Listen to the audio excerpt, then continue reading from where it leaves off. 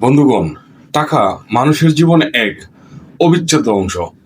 টাকা ছাড়া বর্তমান জীবনে এক মুহূর্ত স্বাভাবিকভাবে চলা সম্ভব নয়। কিন্তু একই সাথে এক কথাটিও সত্য যে টাকাই জীবনের সবকিছু নয়। টাকার বিনিময়ে আমরা খাবার, পোশাক, বাসস্থান, চিকিৎসা কিংবা শিক্ষার মতো প্রয়োজনীয় জিনিসগুলি কিনতে পারি। কিন্তু ভালোবাসা, বিশ্বাস, শান্তি কিংবা প্রকৃত সুখ কখনোই টাকা দিয়ে কিনা যায় না। তবে জীবনে টাকার অভাব যে কতটা কষ্টের তা শুধু সেই মানুষই বুঝে যে অভাবে দিন কাটায়।